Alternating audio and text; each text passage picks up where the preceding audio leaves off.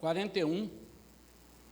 Vamos ler 2 versículos apenas, e depois vamos colocar esses 2 versículos dentro de um contexto.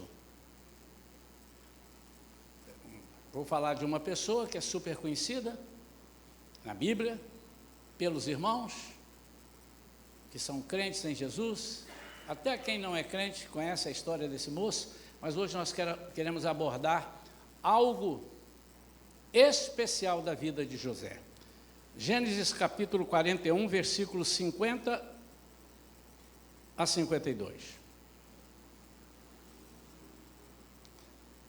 Antes de começarem os anos de fome, Azenate, filha de Potífera, sacerdote de On, deu a José 2 filhos.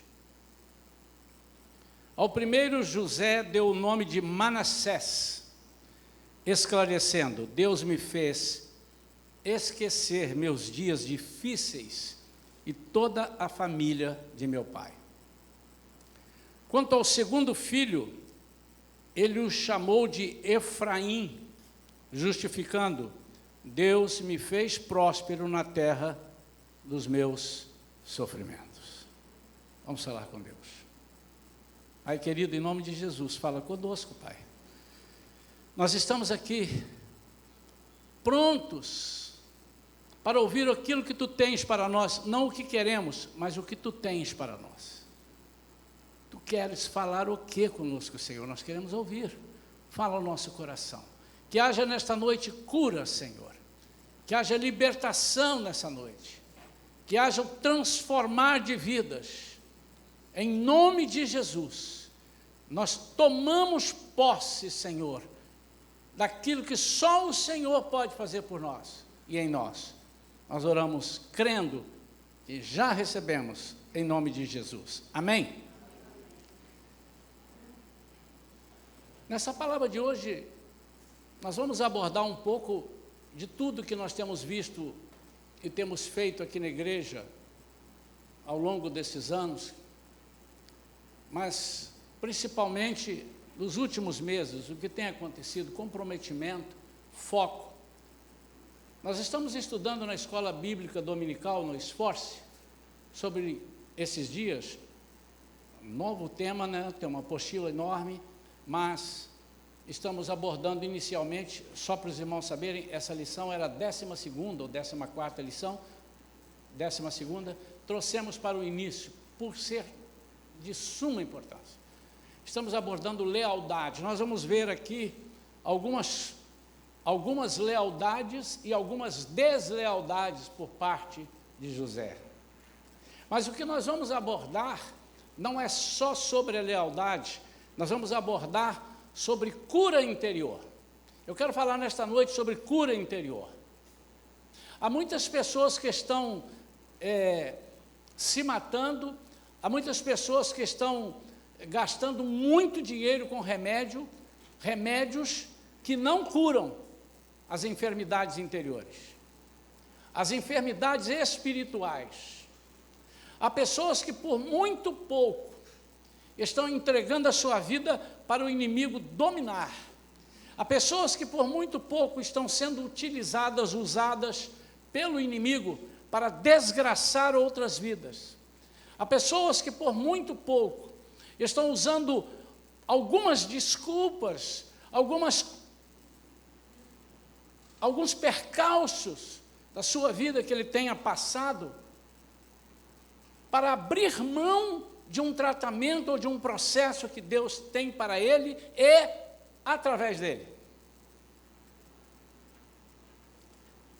É muito comum nós, na nossa insignificante inteligência, vou repetir, na nossa insignificante inteligência, olharmos uma pessoa que está sofrendo por alguma coisa e quando conhecemos um pouco, dizer: é por isso, a pessoa está sofrendo por isso.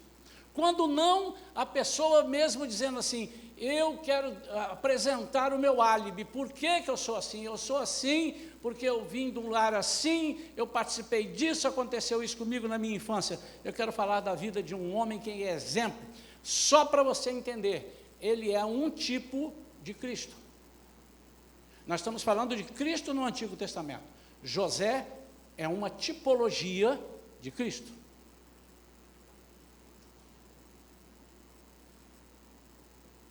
Foi vendido pelos seus irmãos,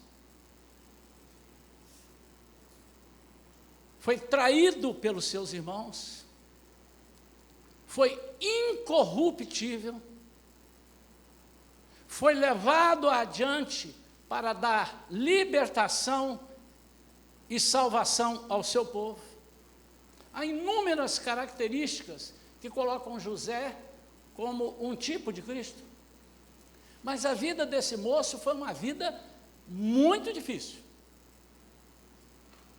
O versículo que eu li aqui, ele tem 2 filhos, eu estou lá no capítulo 41, e a história dele começa no 37, quando ele tem os sonhos, depois tem um interregno aí, 38 entra algo tremendamente interessante, interrompe a história de José, para falar de algo, já preguei sobre isso, sobre Tamar.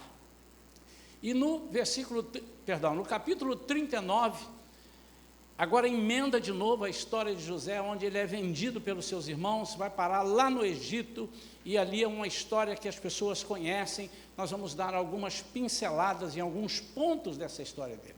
Mas eu quero voltar primeiro, antes dele ser vendido. Quem era o José? O José, jovem bonito, diz que ele tinha uma aparência bonita, obediente, e um dia ele foi desleal com seus irmãos. E porque ele foi desleal com seus irmãos, ele foi honrado por Deus. Epa, o pastor agora vai pregar e ensinar a deslealdade.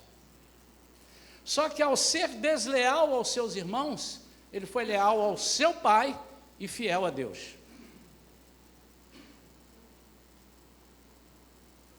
Os seus irmãos estavam manchando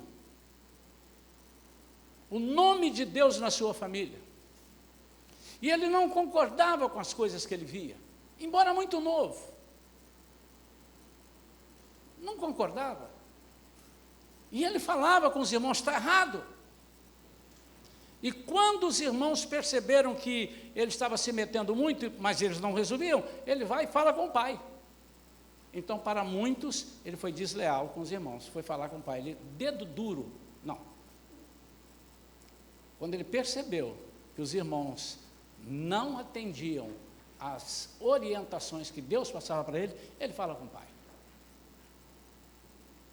Baseado em tudo que Deus fazia na vida de José, e ele vendo que os seus irmãos não seguiam, e que estava ferindo e manchando a sua família, ele resolve romper com muitas coisas, sabendo que ali ele corria muitos riscos. Então eu estou falando de um José, fruto de uma família emocionalmente doente. Você parou para pensar, meu amado? Você é um irmão dos mais novos, e os seus irmãos com raiva resolvem maquinar contra você e matar você, porque esse era o interesse. Vamos matá-lo. E um dos irmãos disse, não, matar não, aí não, aí é demais, não. Vamos jogá-lo num buraco, deixa ali para a gente pensar o que vai fazer. E jogaram numa cisterna sem água, num buraco. Uma família que, para se ver livre de algumas acusações, prefere eliminar um dos seus irmãos.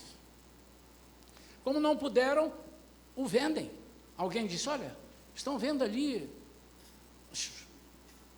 os vendedores, os negociantes, e eles viajam para muito longe, e vendeu para os ismaelitas.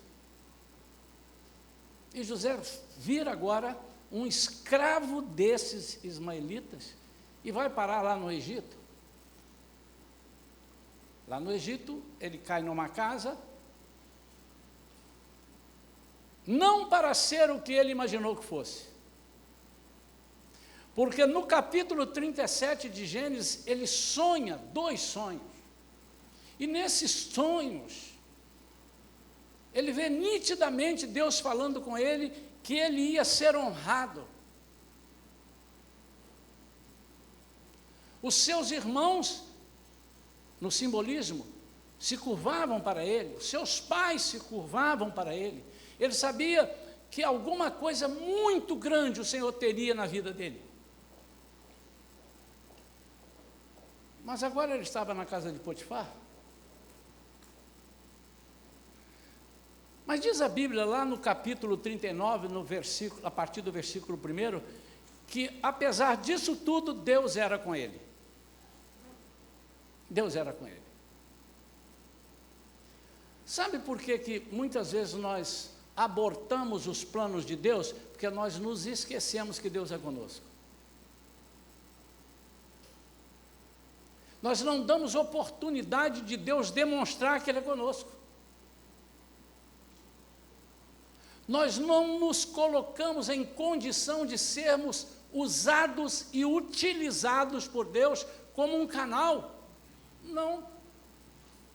Por quê? Muitas vezes nós usamos de egoísmo, nós não aceitamos sofrer, nós não aceitamos passar privações, não aceitamos passar por um caminho que é necessário, caminho necessário, que Deus pode estar levando para que nos encontremos em algum tempo numa situação especial, não para a nossa vanglória, mas para que o nome do Senhor seja exaltado. Pais com predileções que fizeram despertar ira nos irmãos. José tinha uma túnica que ninguém tinha. E os pais gostavam muito de José. E demonstravam isso. Eu acho que uma das coisas que nós temos que ter muito cuidado é como tratamos os nossos filhos. Nós não podemos tratar os nossos filhos de modo igual. Nós vamos errar.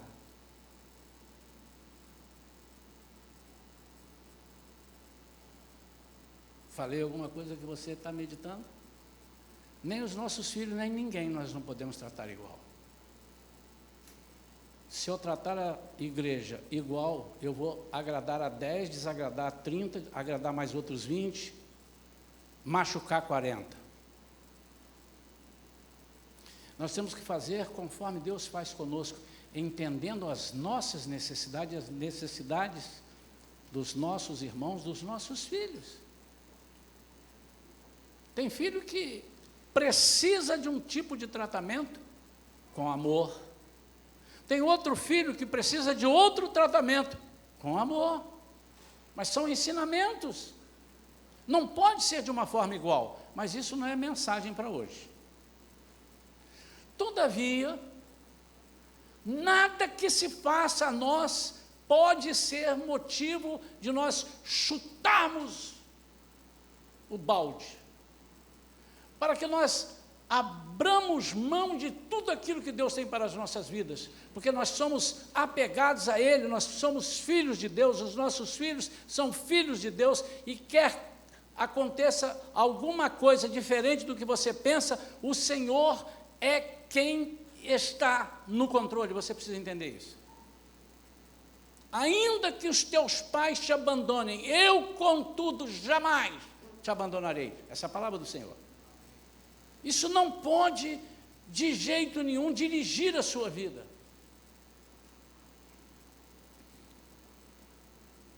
Nós vemos aqui um José fadado a ter que se virar logo cedo. Mas logo cedo longe dos seus.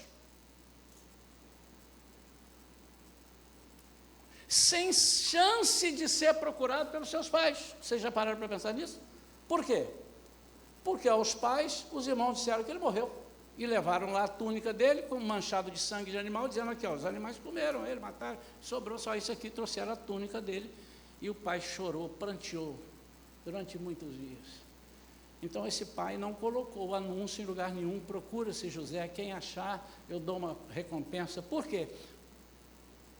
Eles eliminaram na mente dos pais. Mas os irmãos sabiam que ele, naquele momento, não estava morto. Poderia ter morrido depois lá, mas ele não estava morto.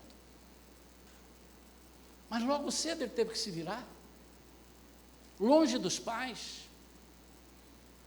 Um José que viu um sonho de Deus com grandes oportunidades para a sua vida, mas que de repente vê o mundo desabar na sua cabeça. Eu queria te desafiar nesta noite a pensar em algumas coisas que você tem trazido consigo.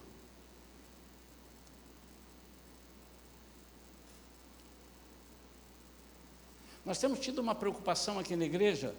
Os irmãos que fizeram Connect estão aqui, sabem disso. Eu começo o curso de Connect. Quando eu digo eu começo, nós começamos. Às vezes sou eu quem dá o curso, outros irmãos já deram.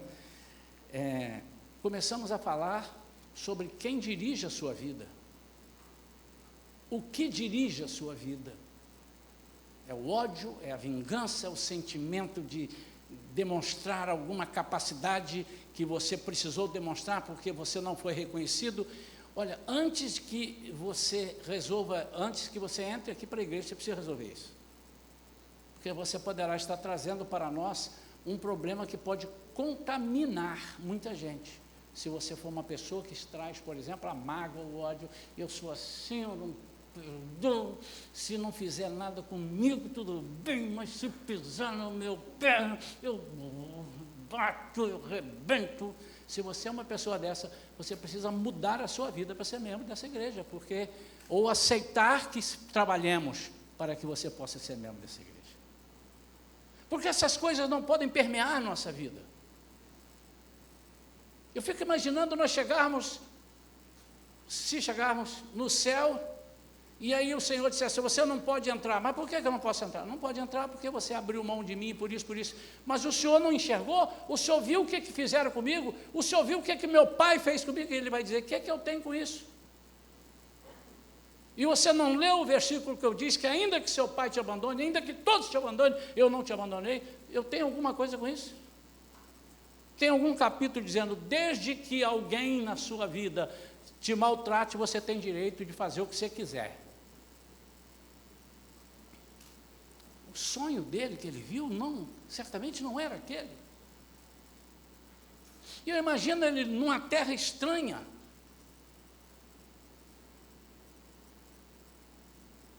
completamente sem nenhum conhecido.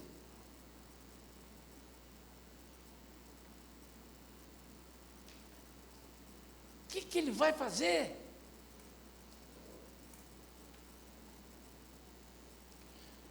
Quando alguém chegasse perto dele para chamar a atenção, ele disse assim, olha, não fale comigo não, que eu sou uma pessoa carente. Deixa eu te contar a minha história. Eu estava em casa, só porque eu fui corrigir meus irmãos, que não são crentes, porque aquilo não é tipo de crente. Eu fui corrigir, me traíram, me venderam, queriam me matar, mas graças a Deus um dos meus irmãos não deixou. José não era assim, ao contrário, ele exalava amor e fidelidade, lealdade, compromisso com Deus. Por quê? Em Gênesis 39, José fora, portanto, levado ao Egito, onde os ismaelitas o venderam a um egípcio chamado Potifar, um oficial que era capitão da guarda do palácio. Ora, Yahvé, o Senhor, estava com ele. E o versículo 3 diz, o senhor egípcio percebeu que o Senhor amparava José. Em outras versões, que o Senhor estava com ele. Então, a vida de José era uma vida que, a despeito de ter sido traído, a despeito de ter inúmeras razões para ser um pária da sociedade, um marginal, um revoltado, ele fazia as coisas com um amor absurdo, a ponto das pessoas dizerem, o Senhor está com esse camarada.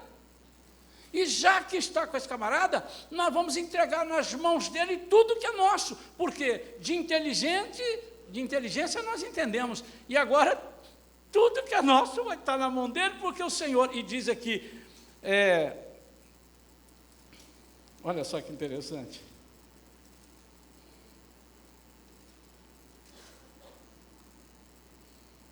Dessa maneira, José ganhou a simpatia do seu dono, que o promoveu ao seu ajudante pessoal como administrador de seus bens. Potifar deixou a seu cuidado a sua própria casa e lhe confiou tudo que possuía. E a partir do momento que ele passou a administrar a casa de Potifar e todos os seus bens, o Senhor abençoou toda a casa do egípcio, em consideração a José.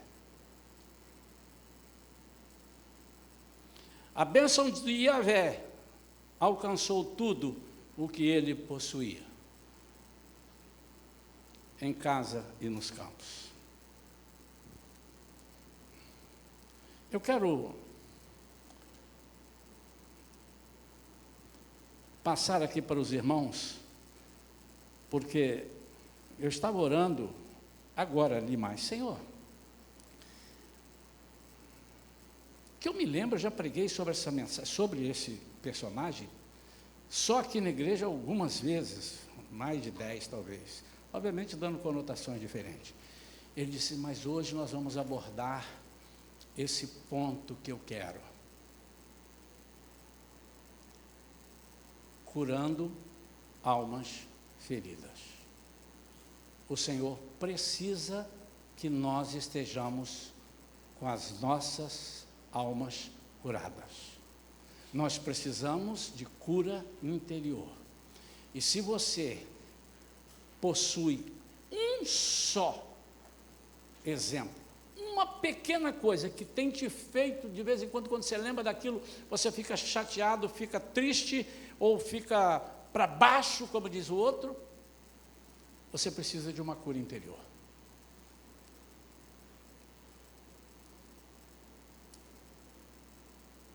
Então, para curar as feridas da alma, porque ali, ele vendido para ali, não foi o suficiente. Toda vez que ele agradava a Deus, ele desagradava os homens. Mas a Bíblia diz isso. Se você quiser ser meu amigo, seja inimigo do mundo. Se você for amigo do mundo, você é meu inimigo. Ele estava ali de vento em popa. Potifar estava vendo que esse camarada era o rei da cocada preta. E agora vem lá uma endemoniada, a esposa de Potifar, e tenta levar José para a cama, não para ele dormir, mas para fazer coisa errada, como dizia lá em Minas, para fazer bobiça com ele. Mas ele disse não, ele não estava revoltado, ele disse, eu vou me aproveitar, porque aqui eu vou me dar bem. A mulher do meu chefe, essa mulher vai me promover. Disse, não, e por conta disso, José agora é levado para a masmorra e vai ser preso. Mas quando ele chega lá, ele entende o seguinte, esse caminho só pode ser o caminho que Deus está me fazendo passar, é meu treinamento para eu ficar forte. Lembra do exemplo que eu dei do camarada forte? Está ele ali, ó. Então, começa a levantar peso, dói nas costas, mas você vai ficar forte. Esse era o treinamento. E ele chega na cadeia, o carcereiro olha para ele e diz, Deus está com esse camarada. Vem cá, José, o que você quer comigo? Eu quero te entregar, eu não quero saber de nada. Eu já estou chateado. Aliás, eu não entendo nada desse Deus. E aí, isso aí é uma minoria, mas existe. As pessoas que se revoltam contra Deus, que querem entender mais de vida do que Deus. E começam, mas porque eu estava quieto lá na minha casa, tomando conta lá, ajudando o papai, e vem aqueles irmãos que eu tenho, que nem sei se aquilo é irmão, e depois eles me vendem, eu venho para cá, eu estava aqui numa boa, na casa de Potifar, e só porque a mulher quis adulterar, e eu não aceitei, por eu entender que eu tenho um foco com Deus, e eu agora estou aqui preso, eu não quero conversa com o senhor. Não, mas o carcereiro disse assim, olha, eu estou vendo que você está aqui com um propósito. E entregou na mão dele o quê? A chave da prisão. Você tem a chave, você que manda aqui. Porque viram nele que ele era um servo de Deus. Irmão e irmã, deixa eu te dizer, eu nunca contei, nunca fiz um levantamento, mas eu acho que eu conheço Para não errar, eu vou falar algumas dezenas, mas eu acho que eu conheço centenas. Conheço algumas dezenas de pessoas que tinham tudo para, neste momento, estarem ou mortos, ou trancafiados numa prisão, ou sendo pessoas completamente intratáveis, não se podendo fazer nada com eles, pessoas totalmente à mercê do ataque do inimigo e do uso do inimigo. Conheço, mas não é conheço de ouvir falar, não, conheço. Pessoas que não usaram o argumento de que foram maltratados, que foram desprezados, que seu pai deu 5 chocolates para os seus irmãos, mas para ele só dava 1, que seus pais não conversavam muito com ele. Conheço muitos desses que hoje são líderes de alguma coisa, são chefes de família, são pastores ou missionários, são empresários, homens de negócio bem-sucedidos. Um deles é o meu sobrinho. Nós olhávamos para o meu sobrinho pequeno e falávamos assim: meu Deus, Deus tem que ter misericórdia desse menino. Porque tudo que eles viam em casa era briga de manhã, de tarde e de noite com seus pais. A sua mãe, minha irmã, não sabia mais o que fazer, por um marido que se entregou à bebida, se entregou às coisas todas erradas, e essa pessoa cresceu assim.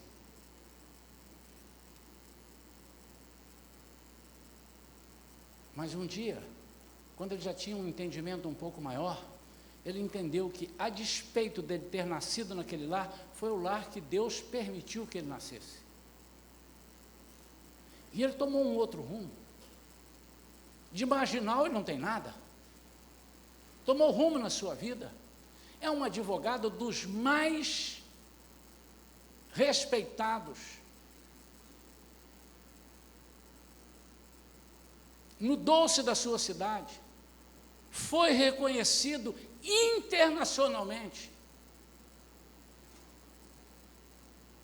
A despeito de todas as coisas erradas que ele participou e de todas as injustiças que ele sofreu, e sofreu sim, eu sou testemunha. Então, para que as feridas da alma sejam curadas, para curar essas feridas, o que devemos fazer? E aqui nós vamos encerrar, eu vou dar 4 pontos. Primeiro, você tem que se lembrar de que não importa o que te aconteça, quem te chamou foi Deus. Então, foque em Deus e seus propósitos. A primeira coisa, as promessas de Deus nunca falham. Alguém disse isso aqui hoje. Mas elas podem vir carregadas de desafios e necessidade de sermos fiéis a Deus, leais ao Senhor, reconhecer que Ele é quem dirige todas as nossas coisas, nossa vida. Então, as promessas de Deus nunca falham. E há promessas de Deus que Ele nos entrega, e Ele dá o final e não diz o meio. Porque talvez se Ele disser, a gente amarela e entrega os pontos. Imagine Deus falando para Abraão o que Ele falou, e dizendo o que iria acontecer até ele lá chegar. Abraão disse: Senhor, me perdoe, eleja outro, eu declino meu nome. Eu quero que você entenda isso, meu amado e minha amada, e muitas vezes nós, por não entendermos esses meios, nós colocamos os pés pelas mãos. As promessas de Deus, elas vêm carregadas de desafios, elas vêm carregadas de tempo de espera que você não sabe qual é. Me lembro que, uma vez, isso é caso verídico, alguém levantou e deu uma profecia para um irmão de uma igreja aqui em Niterói, e ele ficou todo entusiasmado. Quando acabou o culto, era um congresso, e ele já foi conversar com as pessoas como é que ele tirava o passaporte, porque alguém disse assim: eu vou te levar para terras longínquas, para outros lugares, outros países, e você vai ser usado em meu nome. Ele esqueceu de perguntar quando, ou então aguardasse dizer quando, quais são os meios. E ele foi. E ele tinha recursos aqui para tirar um passaporte, demonstrar, tirou o passaporte, conseguiu o visto. Estou falando de um caso verídico. E um dia, eu estou em Miami, nos Estados Unidos. Fui lá cantar, pregar, e eu encontro esse irmão. Rapaz, o que você está fazendo aqui? Eu vou contar a minha história. Eu tinha acabado de chegar. Lembra disso assim, assim, assim, daquele congresso? E ele lembra. Eu disse a ele, lembra. Então, e Deus falou, mas tão forte no meu coração, mas tão forte, e falou mesmo. Mas tão forte, que eu já saí comigo, é assim, é para fazer, vamos fazer. E eu fui atrás e tirei meu passaporte, peguei o visto, foi rapidinho, foi na primeira, fizeram 3, 4 perguntas, me deram o visto, e eu estou aqui. Rapaz, que coisa, você está fazendo o quê? Não sei. Deus vai me dizer. Amém. Passaram-se 2 ou 3 anos, eu volto aos Estados Unidos, mas agora eu não estava em Miami, estava numa outra cidade. Quem eu vejo? Ele. E eu vejo, eu estou pregando, eu conheço aquele camarada. Ele estava lá meio diferente. Quando acabou, eu fui lá, rapaz, queria que você orasse por mim, minha vida virou de cabeça para baixo. Eu falei, mas como assim virou de cabeça para baixo?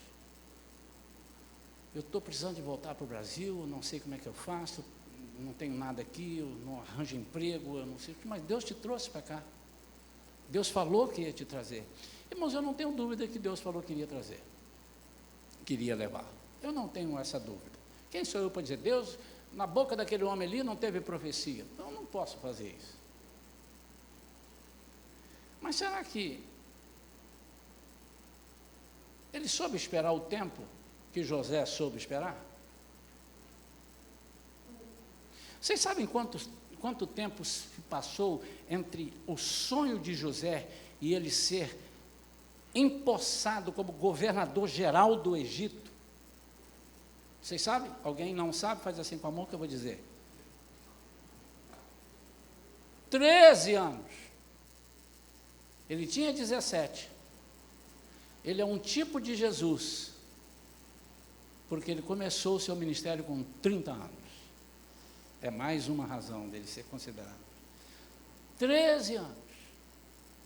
Você sabe quanto tempo, não foi um dia, não foi uma semana, Davi teve que esperar para ele ser empossado como rei, que Deus já... agora não foi profecia não, irmãos, agora foi Deus que falou, direto com ele. Irmãos, os percalços, os desafios, então as promessas de Deus nunca falham, mas elas podem vir carregadas de desafios, necessidade de sermos fiéis e leais a Deus. Essa é a primeira coisa. Segunda coisa, deixe Deus traçar o caminho. Em cada parada que você fizer, há um propósito. A primeira parada que eu vejo de José foi na cisterna. Saiu da casa, foi para a cisterna. Segunda, no meio dos ismaelitas. Quanto tempo ele levou para chegar lá? A Bíblia não diz, mas não foi de avião, mas de carroça, talvez misturados com os bodes, a galinha, porco, tudo que tinha ali. Eles eram negociantes, ele estava ali, José, amarrado. Terceira parada, na casa de Potifar. Quarta parada, você pensa que daqui eu vou para cima, daí ele foi para baixo, masmorra. Quinta parada, foi quando ele é chamado por Faraó. Ele é levado à presença de Faraó, e Faraó entrega na mão, não agora a chave do presídio, mas a chave do Egito, e diz para todos, ninguém faz nada se ele não falar.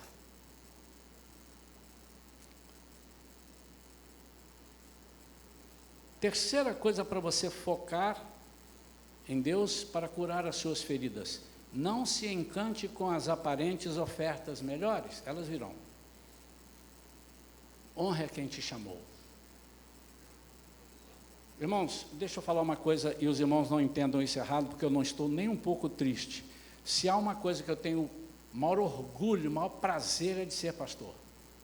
Eu acho que eu tenho demonstrado isso para a igreja, que o quanto eu amo ser pastor. Se você quiser saber mais a respeito disso, conviva comigo mais um pouco para você saber o quanto eu me sinto honrado de ter sido escolhido por Deus para pastorear um rebanho. Mas se Deus me falasse antes 10% do que eu sofreria, eu diria, não, deixa eu cantando aqui, eu canto para lá, canto para cá, já fui cantar ali, já fui cantar lá, eu dou uma ligação, a pessoa, quer vir aqui? Quero. Quando eles não me convidavam, eu me convidava, e eles me aceitavam, é um prazer ter você aqui, que coisa boa, irmão. Chegava lá, pregava uma mensagem, deixava os pepinos todos para o pastor resolver e ir embora, ganhava uma oferta, vendia os meus CDs, ficava às vezes num hotel bom, às vezes não ficava, comia as comidas legais, às vezes não comia, mas comia, é legal. Então, se Deus tivesse me falado, eu não sei, irmãos, mas aprove a Ele não me falar, porque quem me chamou foi Ele, e motivos não faltam para você, eu e nós desistirmos da caminhada que estamos tendo. De vez em quando você encontra um sem graça na sua vida, um sem graça lá no seu trabalho para dizer assim, já falei esse negócio de igreja, a igreja está falida, hein? Vai nessa não, cuidado com o pastor, conheça um pastor que roubou tudo.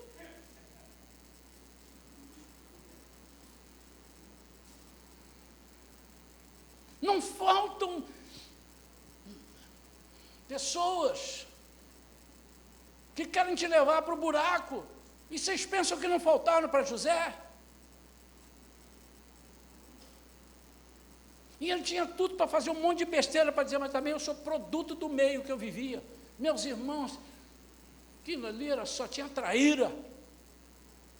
Meus pais não chamaram atenção. Acho que era melhor mesmo eu ter agarrado essa mulher de Potifar e dado um pega nela, sabe? Era melhor.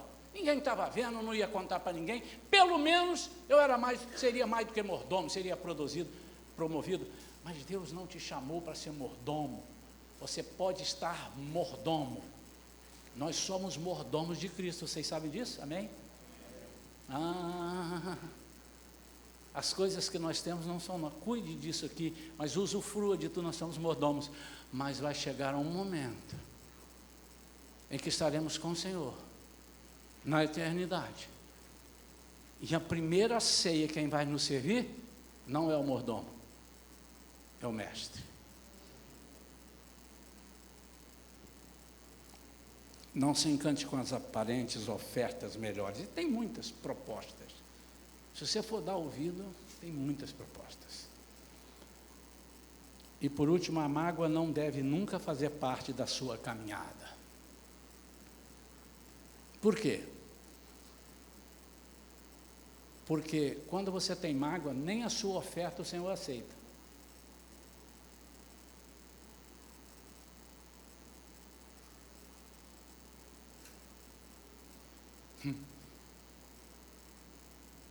Quando vieres ofertar, e lembrares que tem alguém que tem algo contra você, não é você que tem contra ele, se lembrou, e eu soube que o irmão fulano tem algo contra mim. Mas isso é problema dele. Não. Senhor, deixa ali a sua oferta, vá lá, reconcilia-te com ele, e depois você oferta. Sabe o que ele está dizendo? Você está jogando oferta num lugar que não é para jogar. Eu não recebo isso, eu não sou uma pessoa que me vendo. Sua oferta para mim não vale mais nada se o seu coração não for meu. E para o seu coração ser meu, ele tem que estar desprovido de qualquer tipo de mágoa.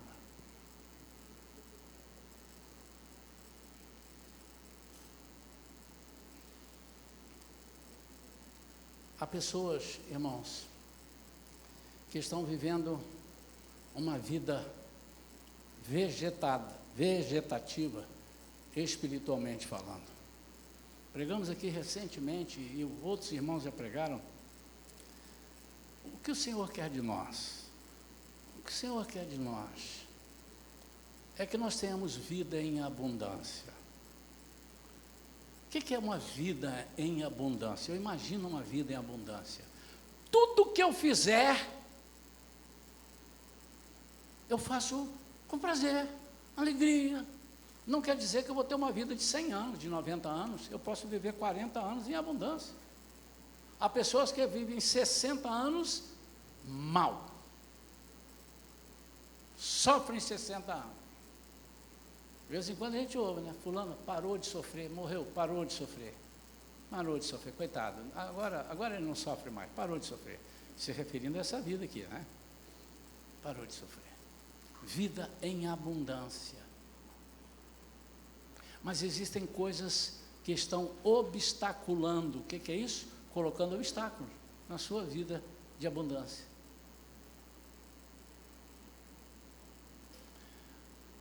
Eu queria que você, nesta noite, neste momento, começasse a falar com Deus aí nesse lugar. Eu sei que alguns já estavam falando. O Espírito Santo está mexendo com você, você está falando. E não importa o que aconteceu com você no trabalho. Não importa o que aconteceu com você na família. Não importa o que aconteceu com você na igreja. Não importa o que aconteceu com você na sociedade. O Senhor quer curar a sua alma. Nenhum de nós com a alma ferida pode se assanhar a ser um discípulo de Jesus. Não que ele não aceite, você que não consegue. Nenhum soldado doente pode trabalhar na guerra, e nós temos guerra o tempo todo. A nossa guerra não é contra a carne, não é contra o sangue, é contra as potestades espirituais que habitam as regiões celestes. Como que você com a alma ferida vai ter palavra de vitória para uma pessoa? Como você com a alma ferida, pensando no que te fizeram, irmão, larga o que te fizeram, você tem que pensar no que o Senhor vai fazer. E muitas vezes nós estamos perdendo tempo com isso, porque estamos pensando, ninguém me amou, ninguém me falou, ninguém me disse, ninguém me quer, ninguém me ama, não sei, eu nasci para sofrer, eu nasci assim, é o karma que eu tenho que pagar. Que negócio de karma? Quando Jesus levou na cruz todas as nossas enfermidades, Ele levou tudo, até o seu karma. Então eu vou dizer para você, karma, o Senhor está aí, o Senhor está aqui, o Espírito Santo dele está aqui. Fica de pé, meu amado e minha amada.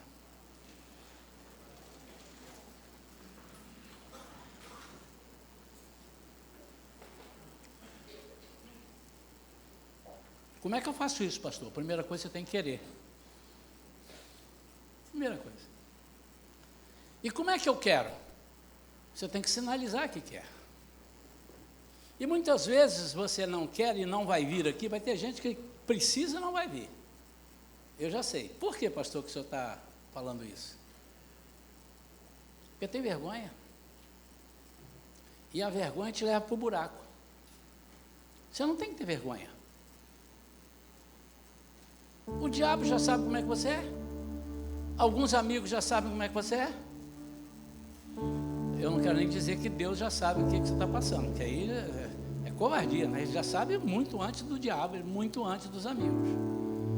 Mas você não pode ter vergonha. Eu prometo não perguntar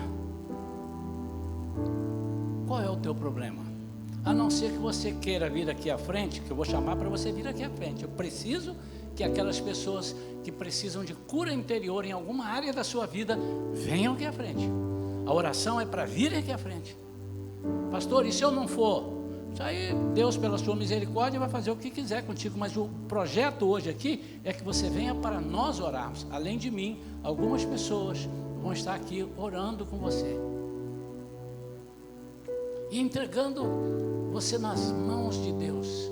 O que Deus vai fazer?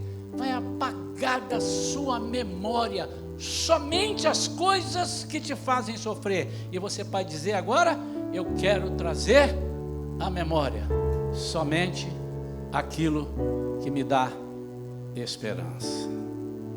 Eu quero nessa noite orar por essas pessoas. E eu quero convidar, vem aqui agora. Eu quero orar pela sua vida. Quem sabe você nem identificou, e será que eu preciso de uma cura interior? Mas você tem algumas coisas do seu passado que não te trazem boas lembranças. Então vem aqui agora, nós vamos orar pela sua vida, e você vai sair daqui liberto. Você vai ver, o Senhor vai te colocar nos mais altos postos. Está demorando demais, porque eu sei que há pessoas aqui que precisam estar aqui. Eu só não posso buscá-lo. Não posso buscá-lo. Mas Deus vai te colocar nos mais altos postos, assim como colocou muitos que eu conheci e que conheço, e que hoje estão num outro patamar espiritual e de vida. Então vem aqui, pode chegar aqui à frente, em nome de Jesus, pode vir.